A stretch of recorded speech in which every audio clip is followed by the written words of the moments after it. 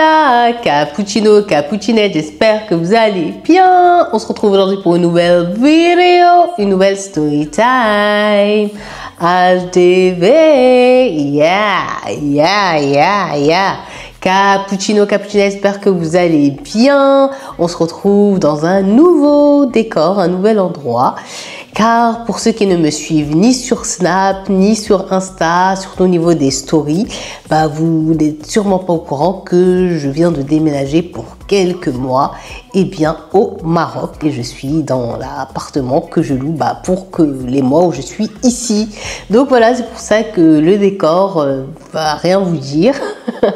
C'est notre nouveau chez nous. J'ai été à Ikea. Je vais prendre une lampe que j'ai vue et je vais prendre une plante parce que ça me paraît un petit peu vite, juste pour moi déjà me sentir trop bien et que vous aussi à l'écran ça soit un peu plus chaleureux. En tous les cas, moi ça va mieux. Petite expérience de vie me fait du bien, même si quand je suis arrivée j'étais KO, malade d'un seul coup. Là, alhamdoulilah, ça va beaucoup mieux et surtout ça va mieux quand j'allume cette caméra et que je sais que vous êtes là et que vous êtes toujours en rendez-vous et toujours content et contente de me retrouver. Et sachez que la story time de ce soir, c'est pas n'importe quelle story. Vraiment, c'est une pépite cette HDV et je me devais de vous la faire au plus vite. Donc je l'ai sortie avant la vidéo horreur où vous avez été super nombreux à voter pour l'histoire concernant une voisine bizarre et mystérieuse qui va venir aussi très prochainement. Mais vous m'avez harcelé pour que je vous sorte d'abord cette histoire en premier. Et je vais le faire. Je vais vous laisser comme d'habitude le temps de vous préparer, de faire tout ce que vous devez faire lorsque vous devez regarder ou écouter l'une de mes nouvelles vidéos. Une fois que tout est fait, posé, que vous êtes bien, petit snack en main, écouteurs sur les oreilles, bien concentré avec ma voix et avec moi, la chorale. Et quant aux autres, on se retrouve juste après. Yeah.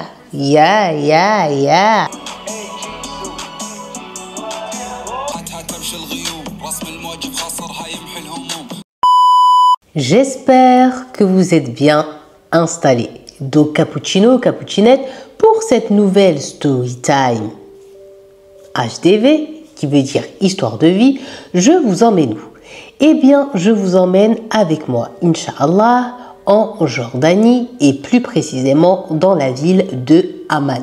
Cette histoire que je vais vous raconter, elle est arrivée en 2012 et elle est arrivée au sein d'une famille qui pourtant en apparence avait l'air parfaite. Donc comme je vous disais, cette histoire elle s'est passée en Jordanie et plus précisément dans la ville de Amman. Cette histoire elle est arrivée à une famille tout à fait lambda, composée d'un père et d'une mère, et ces deux parents sont parents de deux filles, une de 22 ans et l'autre de 24 ans. Ces parents, ils ont eu que deux filles. Et ça, le père, c'est quelque chose qui le mit. Parce que le père, il voulait absolument avoir un garçon. Le seul souci, c'est que la maman, après ces deux grossesses qui déjà, à chaque fois qu'elle tombait enceinte et qu'elle... elle était en période de grossesse. Ces grossesses, ils étaient super difficiles. Et c'était à chaque fois un miracle, en fait, lorsqu'elle arrivait à l'accouchement, qu'elle accouche et qu'elle ne meurt pas. Mais un jour, le médecin, il lui a dit, voilà, madame, pour vous, c'est fini. Genre, en gros, vous ne pourrez plus jamais avoir d'enfant. Donc, le père, pendant quand même quelques longues années, il avait accepté la situation. Malgré qu'il avait des conseils, des gens de sa famille, des proches ou des amis qui lui disaient si tu veux absolument avoir un garçon, t'as qu'à prendre une deuxième femme. Mais à chaque fois le père il disait non, je vais pas faire ça, quand même la pauvre, je vais pas la trahir ainsi, etc. Mais un jour en fait, à chaque fois qu'il voyait des amis à lui ou des gens de sa famille avoir des garçons, sortir avec leurs garçons, il avait un manque. Malgré qu'il aimait énormément ses filles, il avait envie d'avoir un garçon. Donc, un jour, il va aller voir sa femme et il va la confronter et il va lui dire, écoute, je vais me marier. Donc ce qu'il faut savoir, c'est que bien évidemment, la femme, elle l'a super mal pris, ainsi que ses filles qui étaient déjà pas mal grandes. Donc, elles se sont mis, genre en gros, en porte-à-faux, en disant que non, jamais de la vie, qu'il n'avait pas à faire ça, que ça se faisait pas. Les filles, elles défendaient leur mère, la mère a pleuré. Elle lui a dit, mais pourtant, quand tu m'as pris et tu t'es marié avec moi, tu m'avais dit que jamais, genre en gros, tu m'imposerais une deuxième femme, ou que si un jour on devait avoir une deuxième femme, tu me laisserais le choix, est-ce que je suis d'accord ou je suis pas d'accord, et si je suis pas d'accord, je ne la prendrais pas. Mais là, tout le monde sentait bien que le père, il avait pris sa décision. D'accord ou pas d'accord, je vais prendre une deuxième femme. Et pourquoi tu veux absolument cette deuxième femme? Eh bien, je veux cette deuxième femme tout simplement pour espérer avoir un garçon. Donc, quand même, pendant un petit moment, dans la sérénité et la quiétude de cette famille qu'ils avaient toujours connue, eh bien, très vite, des frictions et des insultes et des bagarres et des disputes se faisaient entendre maintenant désormais de leur maison. C'était souvent des disputes entre les parents et ensuite les deux filles qui se mêlaient et qui essayaient de faire accepter et surtout imposer à leur père le fait de ne pas prendre une deuxième épouse. Et le père, malgré à chaque fois qu'il disait « venez, on parle, mais s'il vous plaît, mais si, mais ça », personne ne l'écoutait. Et un jour, de toute façon, il leur a dit « quand ce sera fait, ce sera fait. Que vous soyez d'accord ou pas d'accord. » Et croyez-moi, qu'il est parti le faire. Il a demandé auprès de sa famille de lui trouver une fille de bonne famille, sans problème, pas connue. Sa famille, ils ont dit « il n'y a pas de problème ». Ils ont ça veut dire ils ont cherché. Et ensuite, ils ont convenu d'un rendez-vous, ils se sont vus, ils se sont plu et la demande en mariage a été acceptée et le père, il s'est marié malgré que sa femme et ses filles lui avaient formellement interdit. Donc le père, comme je vous ai dit, il se marie, il fait la fête. Comme la fille n'avait jamais été mariée, sa famille ont imposé un mariage. Sa femme et ses filles maintenant, elles sont au courant, mais elles peuvent rien faire. Et au bout de quelques temps, après le mariage, va arriver quoi? La grossesse. Et après la grossesse va arriver quoi? La naissance. Et la deuxième épouse va donner une naissance à un petit garçon. Donc là, pour le père, il était l'homme le plus heureux et le plus comblé au monde. Après des années à espérer avoir un garçon, enfin était venu le temps pour lui de tenir son petit garçon dans les mains. Donc il est passé par toutes les émotions, la joie, un peu de tristesse par rapport à sa femme et ses deux filles. Mais tout de suite, c'était la joie qui reprenait le dessus. Et le père, en fait, il va commencer à oublier sa première femme et ses deux filles. Il va faire que de s'occuper de la seconde épouse et de son nouveau-né. Donc quand même, il y a des gens qui lui ont dit attention, quand même, bon c'est bien, maintenant tu as le garçon dont tu as toujours rêvé d'avoir dans ta vie, etc. Mais n'oublie pas aussi ta première épouse et surtout tes deux grandes filles. Il faut quand même que tu penses à elles et tout. Pour le père, il dit que malgré tout, il pensait à eux, mais c'était plus en vérité de la même manière. C'est vrai que maintenant, tout ce qui comblait son cœur et son temps, c'était sa deuxième épouse et surtout ce petit garçon. Donc le père, pour essayer de se rattraper, puisqu'avec la deuxième épouse, en fait, il lui avait pris un appartement un peu plus éloigné du quartier où il y avait sa maison à lui avec sa première femme et ses deux filles. Un jour, il va arriver quoi? C'est que la maison qui est collée à celle de sa première épouse, elle va être mise en vente. Donc le père, il va décider de l'acheter pour espérer que sa deuxième épouse et la première épouse deviennent proches et que ça devienne genre une famille unie. Et ils vont venir emménager à côté d'eux. Et jusqu'alors, ils avaient vécu comme ça. Et là, on revient en 2012. En 2012, la sœur, la petite de 22 ans, elle s'appelle Sana. Et Sana, la personne sur Terre qu'elle déteste le plus au monde, vous savez c'est qui? C'est la deuxième épouse. Mais elle la déteste. Je ne sais même pas si ce mot il existe, mais c'est pas grave. Vous avez l'habitude d'une détestation énorme. Elle la hait. Elle la maudit. Bref, elle ne peut pas se la voir. Et dites-vous qu'elle la déteste tellement que H24, 7 jours sur 7, elle est dans ses pensées. Et elle cherche à quoi? À se venger d'elle, à lui faire du mal à tout prix, à lui faire quelque chose qui va même, pourquoi pas, tuer cette belle-mère tellement qu'elle a la haine et la rage d'elle. Mais pourquoi une telle haine envers sa belle-mère? Je vais vous expliquer.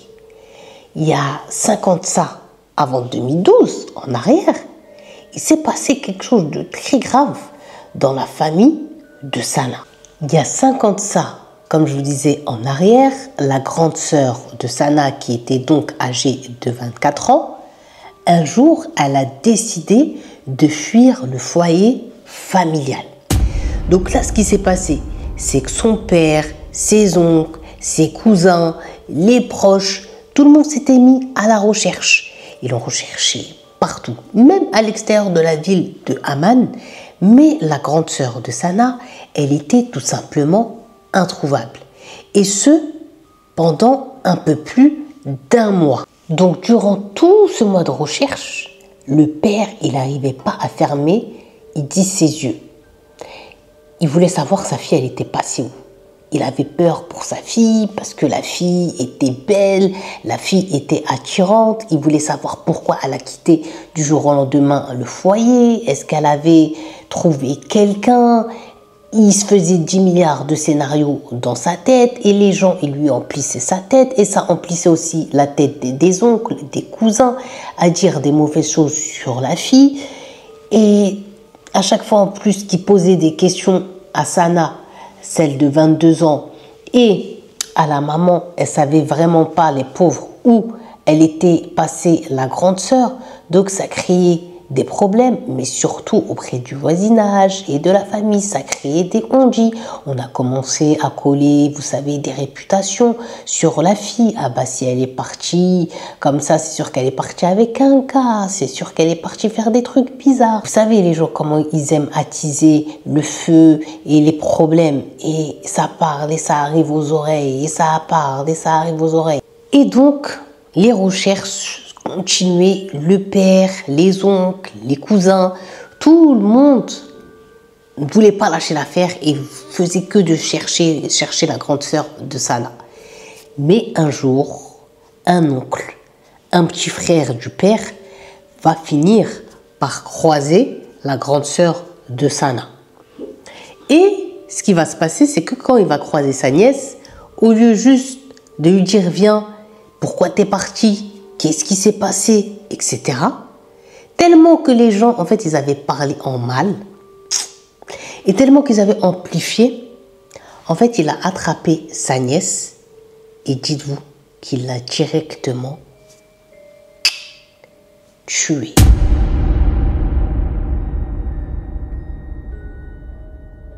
Il a tué sa propre nièce à cause des on-dit des gens, pour que, quand les gens en fait, ils vont savoir qu'elle a été retrouvée, mais qu'elle a été tuée. Ah, ils ont lavé leur honneur. Vous savez, les histoires d'honneur comme ça. Là.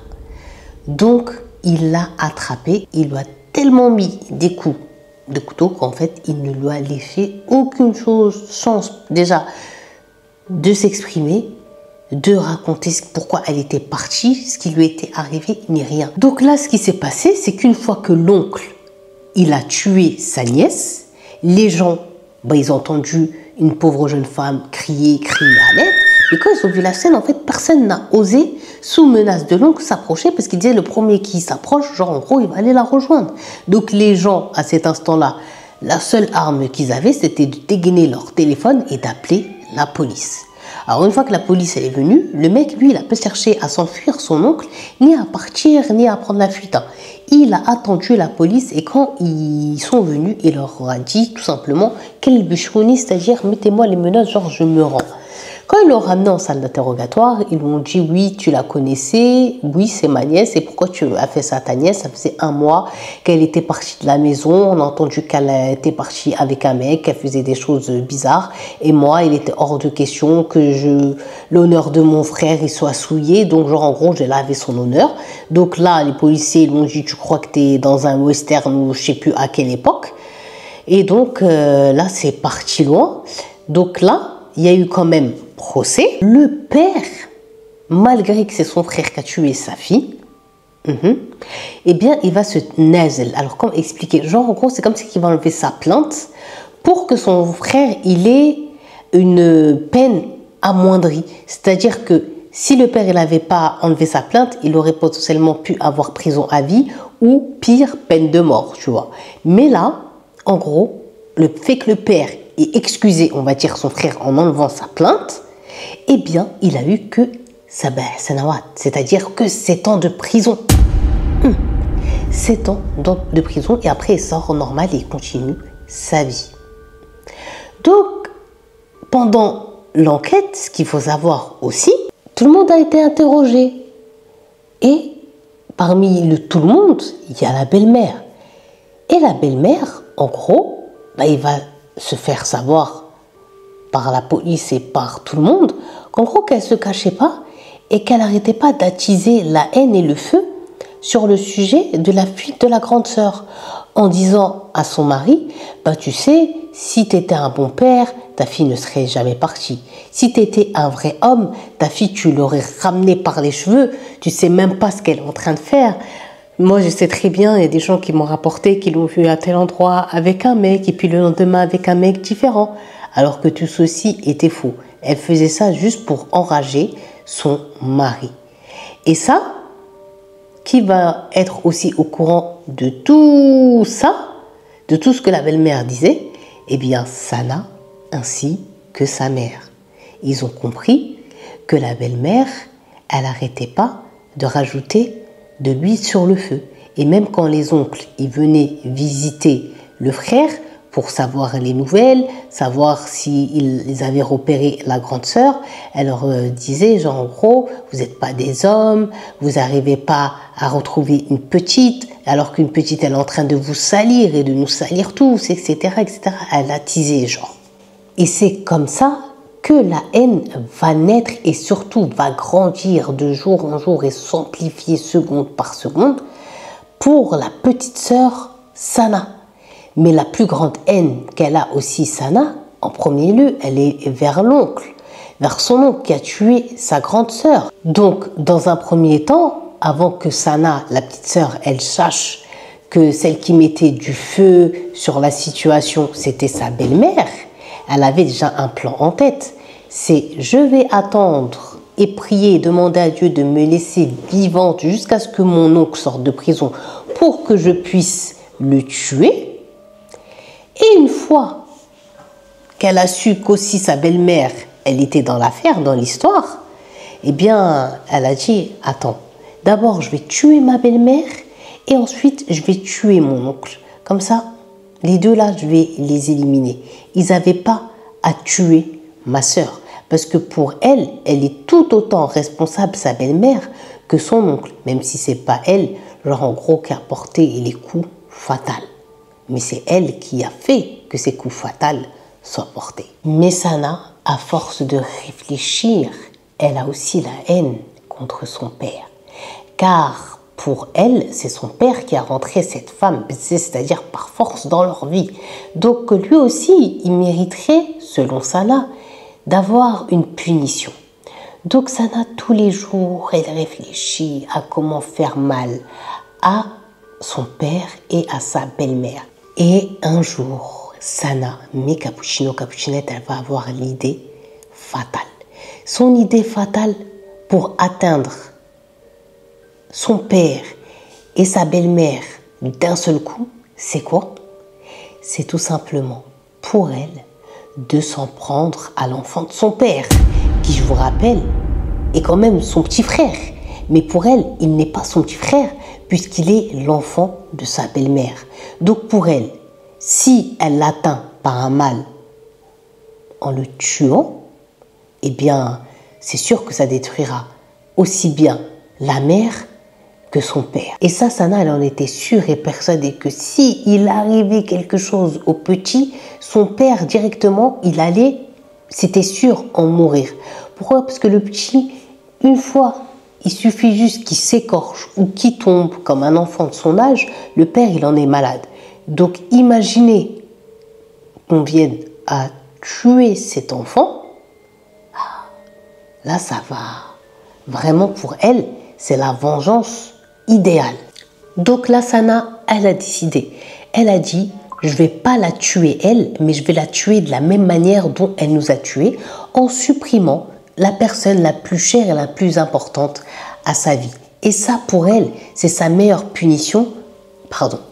Comme ça, elle va goûter la même douleur, le même feu ardent qu'on a dans notre corps et dans notre cœur, à moi et ma mère. Elle aussi, elle va savoir ça fait quoi de perdre quelqu'un d'important dans la vie. Donc Sana, il faut vous dire que lorsque elle a cette idée en tête, comme je vous ai dit, elle va attendre qu'une année passe, 2 ans passent, 3 ans passent et tous les jours, 24 heures sur 24, 7 jours sur 7, elle pense qu'à cette idée et elle attend aussi que le petit grandisse puisque elle dit que si elle le tue bébé, c'est pas pareil que si genre elle le tue quand genre ils sont bien habitués à lui, bien attachés à lui, qu'il marche et tout. Regardez le sombre qu'elle avait dans sa tête.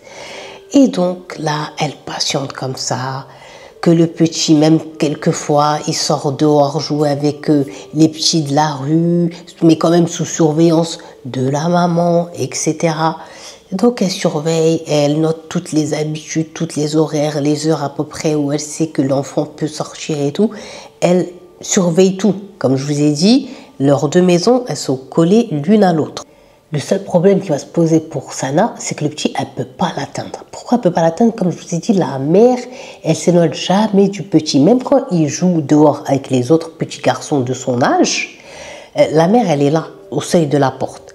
Quand la mère, elle doit rentrer à l'intérieur, elle appelle son fils, elle rentre avec lui. Donc, elle ne sait pas comment elle va faire pour l'atteindre. Parce qu'elle, son plan, c'était qu'une fois que le petit, un petit moment d'inattention, il n'y a personne, elle l'attrape, elle le ramène dans un coin, elle le tue et c'est fini. Mais surtout, il fallait que personne ne sache, ni ne la soupçonne, ni ne la voie parce qu'elle ne voulait pas être arrêtée tout de suite. Elle voulait se faire arrêter qu'après avoir tué son oncle. Vous vous rappelez? Mais comme je vous ai dit, le petit, il n'est jamais sans surveillance. Donc là, elle a commencé à réfléchir parce qu'elle s'est dit, je vais jamais en fait pouvoir avoir le petit, m'approcher de lui et peut-être que même le petit, il est monsélia, c'est-à-dire peut-être que le petit, même sa mère, elle va dire attention, si ta soeur Sana, un jour, elle vient te dire, viens avec moi, patati patata, tu vas pas avec elle et tout, malgré qu'il soit petit, c'est la mère, elle lui répète ça. Et le petit, il va pas aller avec elle. Donc, elle s'est dit peut-être que ça allait la mettre en danger. Si elle veut s'approcher du petit, et tout ça, là, ça va être gâté. Donc, elle a commencé à réfléchir, de nouveau à réfléchir. Elle s'est dit, la seule manière que j'ai, c'est qu'il faut que je tue ce petit. Oui, mais il faut que je le tue de loin. C'est-à-dire, il faut que je le tue sans devoir m'approcher de lui, sans devoir le toucher, ni rien du tout. Et comment elle va commencer à réfléchir à comment en fait elle va l'atteindre sans ni l'approcher ni le toucher, eh bien elle va commencer à penser à se munir d'une arme à feu. Vous dites, cette histoire, elle va vous choquer. Donc une fois qu'elle a cette idée, elle va commencer à réfléchir. Mais d'où moi je vais trouver un pistolet? Et puis même quand j'aurai trouvé ce pistolet, comment je vais apprendre à m'en servir? Je ne saurai jamais m'en servir. Et un jour, ça va faire dans la tête de Sana, pram, elle va penser à quelqu'un. Et elle est sûre que quand elle va aller vers cette personne pour lui demander d'apprendre comment manipuler une arme, tirer avec une arme et tout, il ne va pas lui dire non. Cette personne en question, c'est un petit frère, mais cette fois-ci de sa mère. Un oncle maternelle à elle, avec qui elle s'entend super bien et surtout depuis la mort de la grande sœur, quoi. Parce que lui, ça l'a traumatisé, etc. Donc, il était vraiment attaché à sa seule nièce restante. Donc, elle l'a contacté. Allô, ya Khal, ça va, oui, ça va ma nièce et toi, ça va. Dis-moi s'il te plaît tonton, j'aimerais te demander un service. Vas-y ma nièce, il n'y a pas de problème. Si c'est dans mes capacités, pourquoi pas.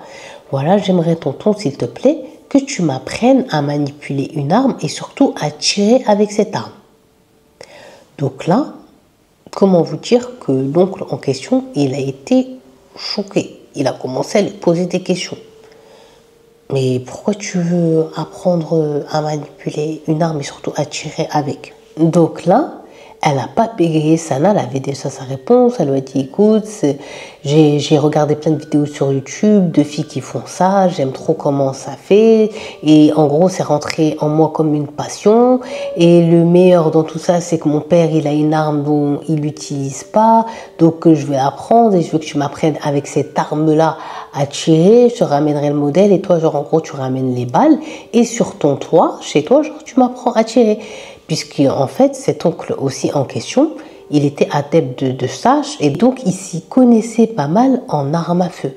Donc l'oncle, bon, quand elle lui a avancé tous ses arguments, et en gros que c'était que passion, elle allait tirer que sur des bouteilles ou des trucs de cible et tout, bah, il a dit ok.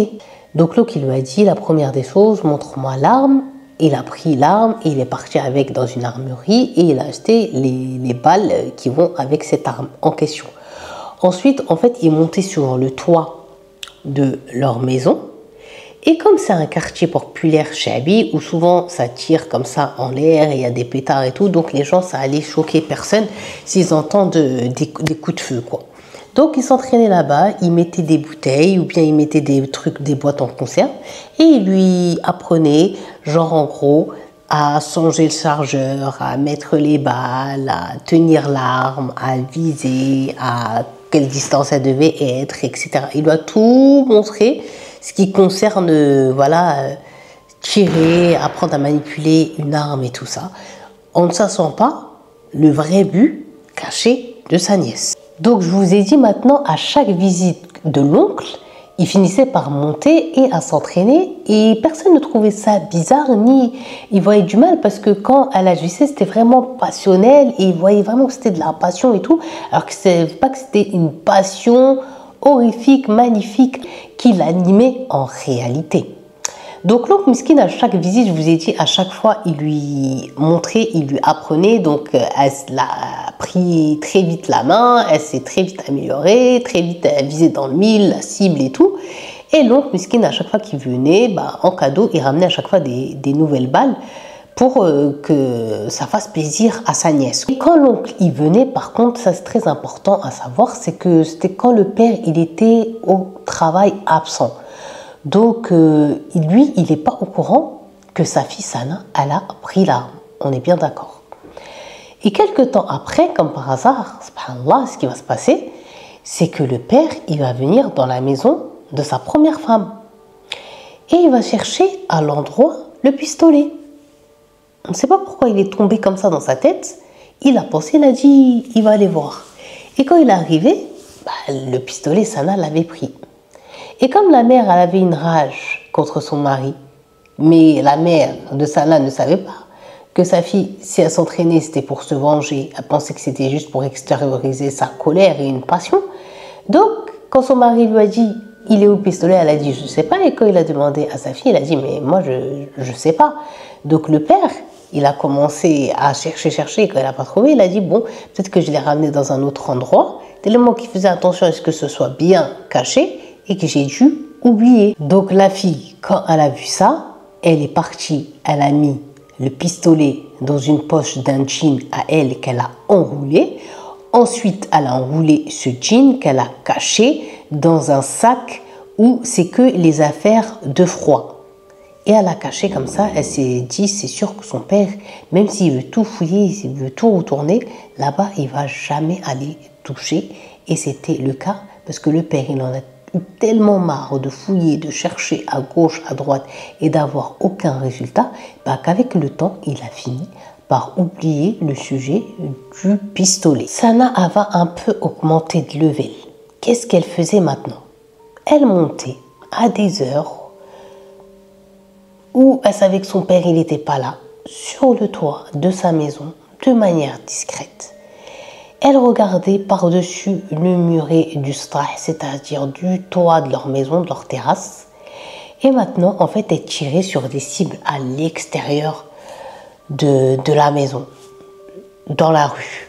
Et elle arrivait à viser les cibles en question qu'elle avait dans la tête.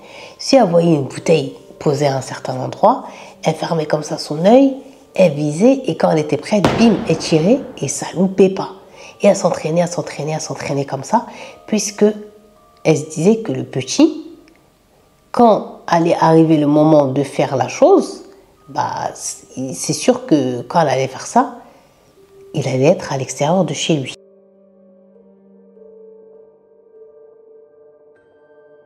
Et arrive le moment où Sana, un matin, va se lever et va se dire c'est bon, ça y est, je m'entraîne plus. Maintenant, il faut que je passe à l'action et à mon plan.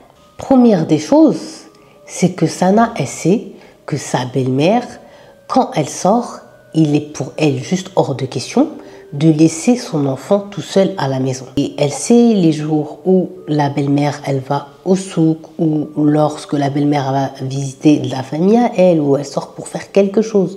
Oui, mais elle sait que le temps qu'elle quitte de sa maison, à ce qu'elle arrive au bout de leur rue, et qu'elle tourne et qu'elle s'engage, voilà, dans le quartier plus loin, elle aura le temps, selon elle, de mettre son plan en action. Et elle sait aussi que la belle-mère ne lâche jamais son fils de main. C'est-à-dire qu'une fois qu'ils sont dehors, même quand elle ferme la porte à clé de chez elle, le petit, il la tient par la main. Elle le tient fermement, mais qu'elle s'était préparée genre psychologiquement.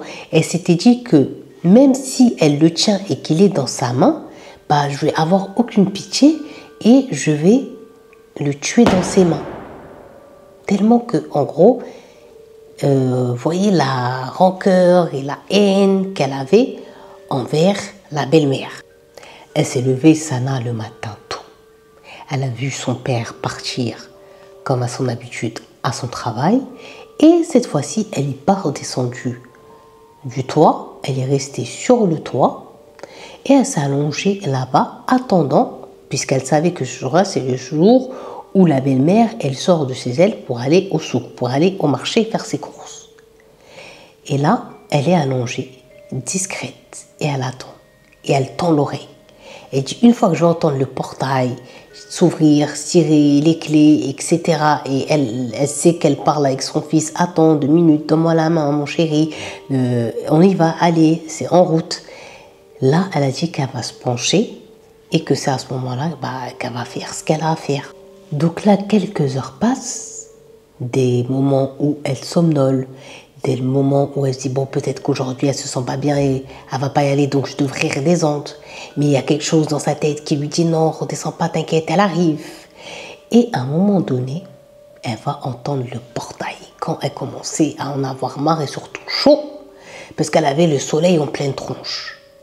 Donc là, quand elle va regarder, elle voit que sa belle-mère, elle a son panier de courses et surtout qu'elle a son petit dans la main, qu'elle le tient et qu'elle est en train de fermer son portail et qu'elle va s'apprêter à se mettre en route pour aller faire ses courses au marché. Sana, après partout, elle avait l'arme sur elle et c'est avec un sang-froid que Sana se met en position tel un sniper, s'il vous plaît, en haut de son toit. C'est-à-dire qu'il n'y a pas un moment où elle va se dire « Chétan, c'est un petit, il n'a rien à voir dans nos histoires. Il n'est même pas conscient de ce qui s'est passé.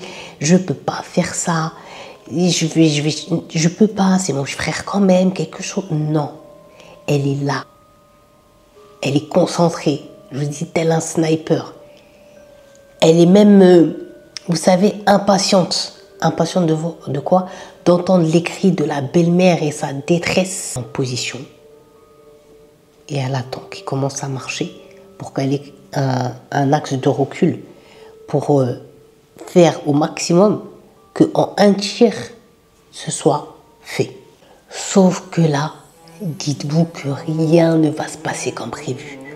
Puisque quand elle va décider de tirer Sana, la balle ne va pas atteindre le petit, mais elle va se loger directement dans le dos de la belle-mère.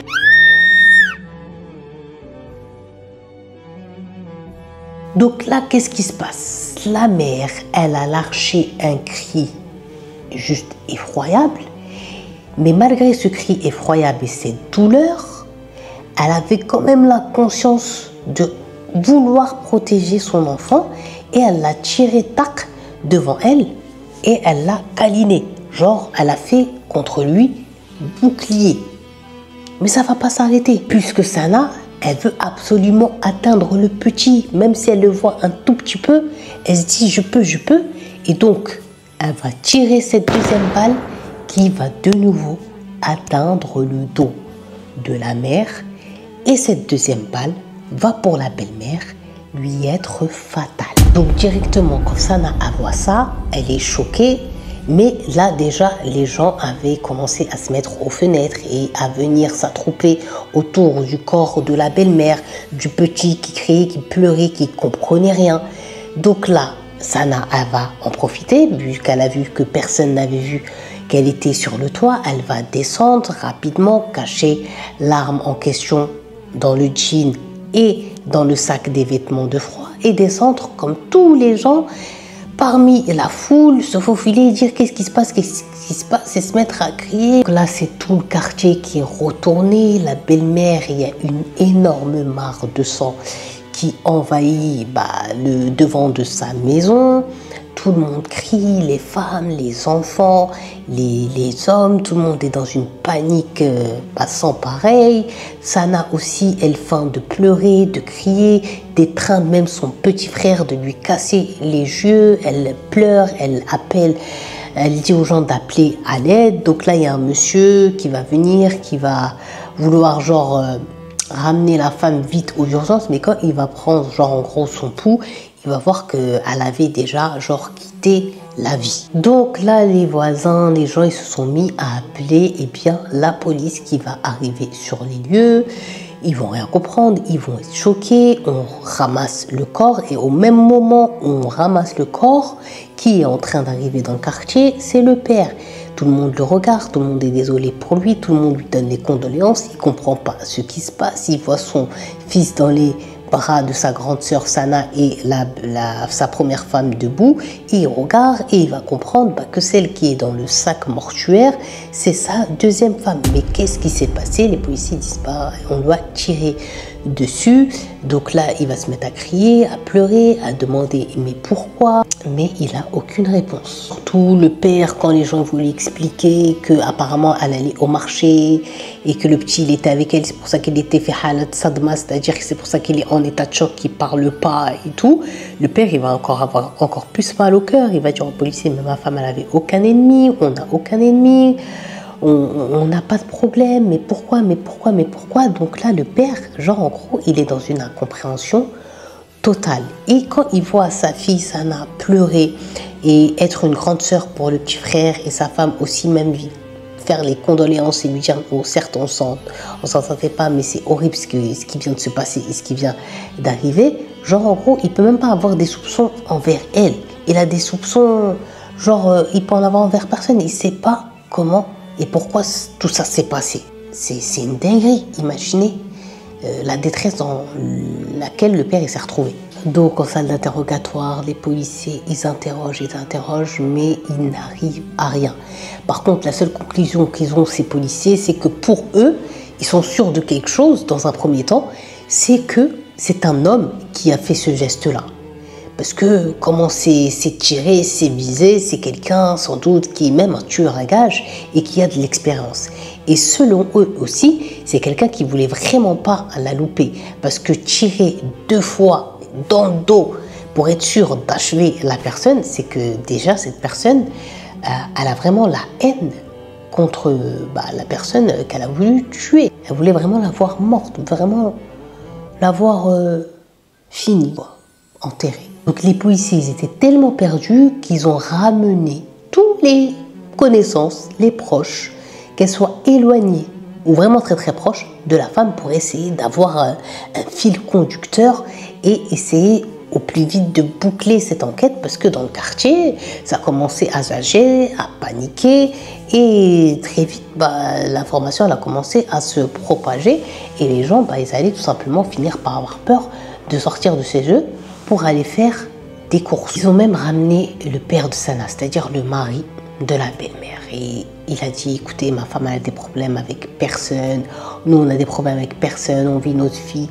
tranquillement, on n'a besoin de rien, on ne manque de rien, je comprends pas. Et après, il se mettait à pleurer. Il expliquait comment sa femme, elle était, la mère qu'elle était. Donc là, les policiers étaient encore plus dans le flou.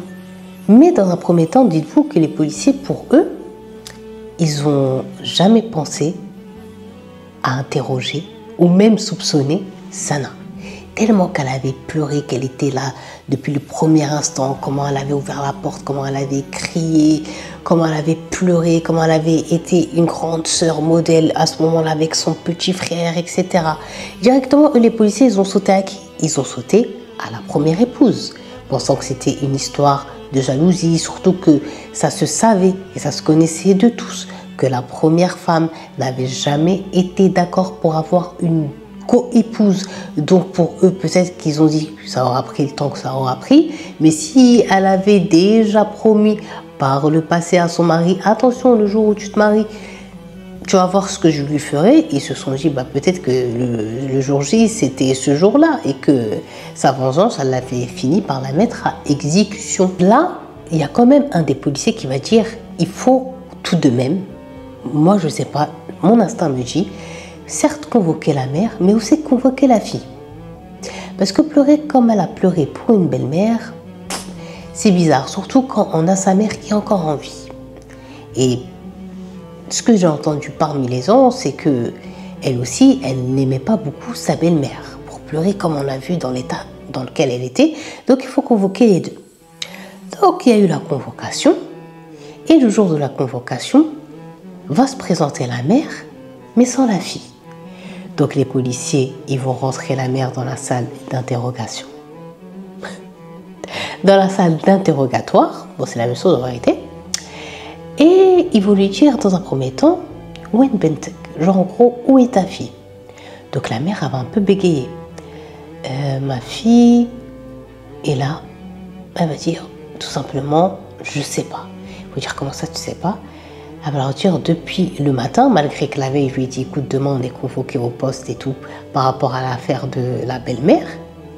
Elle m'a dit ok, on va dormir tôt. Le matin quand je me suis réveillée, elle n'était pas là. Et la mère, elle va dire et j'ai eu tout simplement peur de le dire à son père. Quand les policiers vont dire à la mère mais pourquoi tu as peur de dire à ton mari que ta fille elle a disparu depuis le matin, tu sais pas où elle est? Elle a dit puisqu'il y a 50 ans, j'ai déjà perdu une fille qui était partie et l'oncle il l'avait retrouvée, il l'avait tuée. J'ai pas envie qu'il fasse la même chose avec ma deuxième enfant, donc c'est pour ça que je m'étais tue, que j'ai rien dit.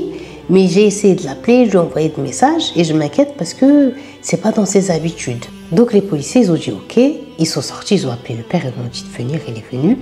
Ils lui ont dit ta fille elle est où? Le père il les a regardés, comment ça? Ma fille elle est où? Ils lui ont dit ta fille elle est où? Ils ont dit ma fille elle doit être là, convoquée, ou bien elle est à la maison, je sais pas, mais en tout cas elle est là, pourquoi, il y a quoi? Donc là les policiers vont dire au père, écoute, nous on avait aujourd'hui convoqué ta femme et ta fille, mais seule est venue ta femme et ta fille, même ta femme ne sait pas où elle est. Donc le père, lui, il faut savoir que cette période-là, il était en plein dans les funérailles, en plein dans la période de deuil, les gens ils venaient présenter leurs condoléances et tout ça. Donc quand ils l'ont appelé, lui, il était avec des gens, c'est lui qui sont venus le voir et lui donner les condoléances. Donc il a dit, j'ai pas fait attention parce qu'il y a beaucoup de monde à la maison, etc. Mais je savais pas pourquoi ma fille elle est où. Donc là les policiers ils ont dit là pour l'instant on s'en fiche, ta fille elle est où et tout. Le problème c'est que ta fille en agissant ainsi, pour nous, on est en train de la soupçonner fortement que peut-être en agissant ainsi c'est que c'est elle qui est sans doute l'auteur du crime de ta femme. Donc là, dans un premier temps, le père, il se met à hurler. Mais n'importe quoi, ma fille, ma petite Sana, ma princesse, mais jamais de la vie. Elle connaît rien aux armes. Elle n'aurait jamais pu faire ça. Même vous, vous avez dit que c'est un sniper ou c'est un professionnel ou un tueur à gages, quelque chose comme ça qui est derrière le meurtre horrible, odieux, pervers, de traître derrière la mort de ma femme. Donc n'accusez pas ma fille si vous n'arrivez pas à faire votre travail de policier, d'enquêteur, etc. Vous n'allez pas boucler l'enquête en 2-2 en accusant ma fille. Ma fille, elle n'a rien à voir avec tout ça. Sauf que quand le père il va voir que les policiers ils insistent, à un moment donné, le père il va faire un silence. Et il va regarder les enquêteurs et va leur dire, dans l'autopsie, les balles qui ont été retrouvées, l'arme du crime, les balles là, c'est quelle marque?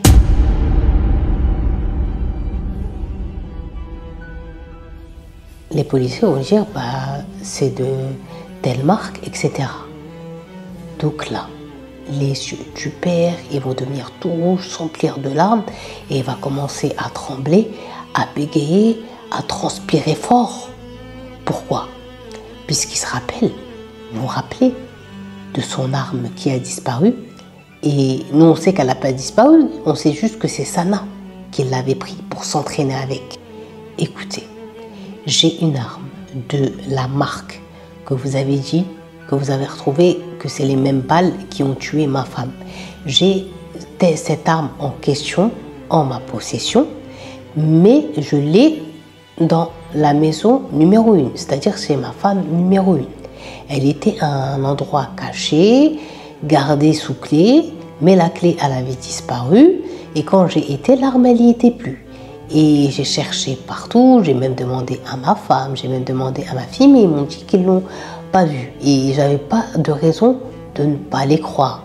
Surtout que elle touche pas, elle, aux armes. Et ce qu'il faut savoir, c'est que j'avais tellement cherché que j'avais fini par me convaincre que peut-être que je l'avais pris, je l'ai caché dans un endroit et tellement que je l'ai bien caché, j'ai oublié. Donc là, les policiers nous disent c'est bon, stop, t'as même pas besoin de finir. La seule question qu'on va vous poser maintenant, c'est quelle est la nature de la relation de votre fille et de votre défunte femme? Là, le père, il va leur dire, je ne peux pas vous mentir, vous dire qu'elles étaient les meilleures amies du monde. Par contre, je peux vous dire qu'elles étaient les meilleures ennemies du monde. Elles étaient tellement ennemies qu'elles ne se calculaient pas. Mais je savais très bien que ma fille Sana, envers mon épouse, elle avait une haine.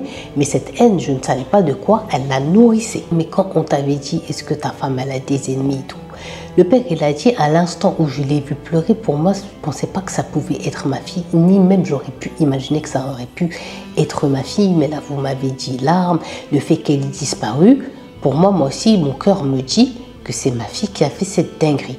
Donc, directement, les policiers vont lancer l'alerte. Ils vont, entre tous les postes frontières, les postes police, tous les policiers en patrouille et tout, partager la photo de Sana, qu'au bout de 3 jours, ils vont finir par l'arrêter, l'interpeller et ils vont la ramener au poste de police. Donc directement, quand on ramène Sana en salle d'interrogatoire, les policiers ils vont avoir aucun mal à ce que Sana elle parle, puisque Sana elle va parler d'elle-même, elle va répondre. Dès que l'enquêteur il va lui dire est-ce que c'est toi qui as tué ta belle-mère, est-ce que c'est toi qui es derrière le crime de ta belle-mère, elle va répondre avec un sourire, oui, c'est moi.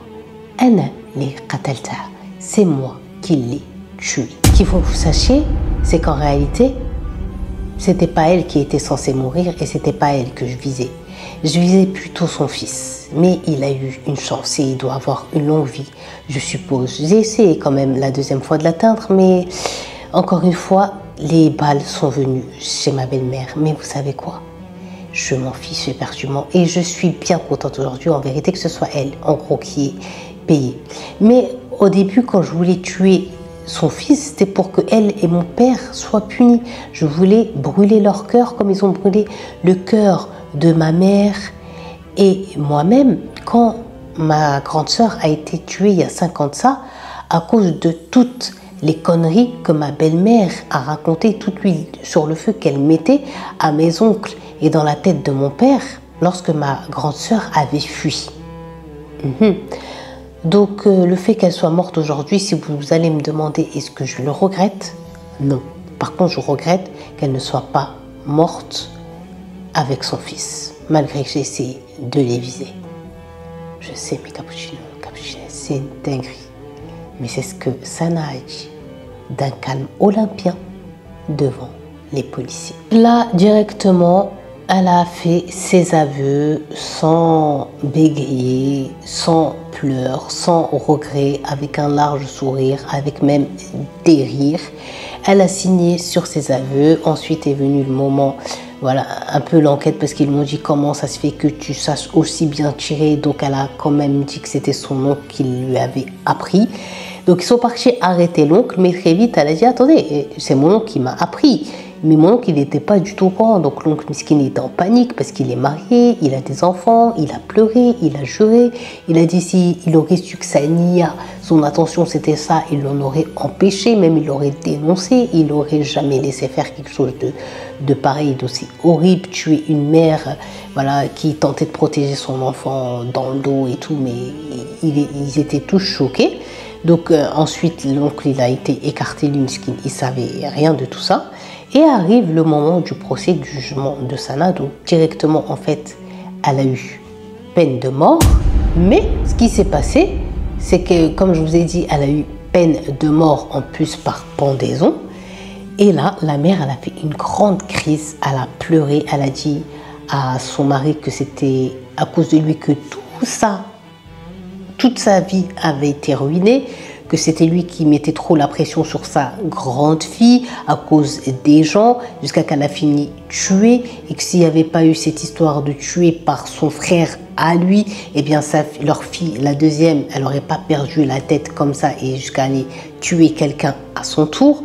Donc en gros, la mère, elle a dit qu'elle n'allait pas supporter de perdre sa fille, tout simplement, et que si il voulait qu'elle lui élève l'enfant sans aucune haine et qu'elle l'élève, parce que lui, l'enfant, il n'a rien à voir dans tout ça, qu'il aille faire comme il a fait avec son frère, à savoir qu'il avait enlevé, genre en gros, la plainte, comme ça, la sentence, elle avait diminué. Donc sous cette pression, le père, il est parti et il a enlevé, genre qu'en gros, il a dit qu'il pardonnait sa fille, et la sentence, elle est passée de peine de mort à la prison à vie. Jusqu'alors, Sana est en prison. Donc, c'était une histoire de fou, de vengeance, jusqu'à où la vengeance peut mener, et aussi jusqu'à où le fait de mettre de l'huile sur le feu, de se mêler d'histoires qui sont loin de toi, même si tu penses toi être proche, ça sert à rien en gros d'attiser la haine.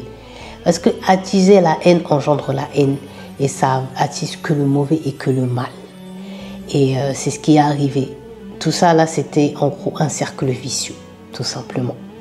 Donc, c'était l'histoire de Sana, la petite sœur qui voulait absolument venger la mort de sa grande sœur. J'ai fini cette vidéo et oh. Cappuccino, Cappuccinette, j'espère que vous avez kiffé cette histoire de vie HDV. Quand je vous ai dit que c'était une histoire de sœur qui allait vous rester longtemps ancrée dans la tête, dites-moi que je ne me suis pas trompée. Je vous l'ai dit, moi cette histoire elle m'a perturbée pendant des jours. Vouloir s'en prendre à un petit qui n'a rien à voir avec l'histoire mesquine, qui n'est même pas conscient de ce qui se passe autour de lui, franchement c'est trop. Prends-en toi à ton oncle, si tu veux vraiment te venger et tout, mais les autres, je sais pas. Dites-moi ce que vous pensez de cette histoire, ça m'a perturbée. Même dans les Twitter et tout, les gens quand ils commentaient, il y en avait beaucoup, ils étaient perdus. C'est une histoire de fou, donc c'est pour ça que je voulais vous la raconter et qu'elle avait sa place dans Histoire de vie HDV et qu'elle avait sa place sur la chaîne. Donc si vous avez regardé cette vidéo jusqu'à là, merci, et écrivez en commentaire le prénom Sana, S-A-N-2-A. N'oubliez pas de liker cette vidéo, de vous abonner si ce n'est pas toujours fait et de partager cette histoire, de venir me suivre sur mon Instagram, mon Snap et mon TikTok. Je n'ai pas de Facebook et je n'ai pas de Twitter. J'ai trop hâte de vous retrouver pour une prochaine vidéo. Ce sera l'histoire de la voisine parce que vous étiez plus de 84% je crois sur Instagram et plus de 74% dans YouTube à voter pour entendre cette histoire de la voisine mystérieuse. Mais le problème c'est que cette histoire de voisine mystérieuse, elle va vraiment vous faire paniquer. Mais bon, comme vous aimez des sensations fortes, bien je suis là pour ça. Donc encore une fois, merci d'être là encore à écouter mes histoires. On se dit à très très vite. D'ici là, portez-vous bien. Je vous fais de gros bisous et je vous dis à très très vite. Ciao!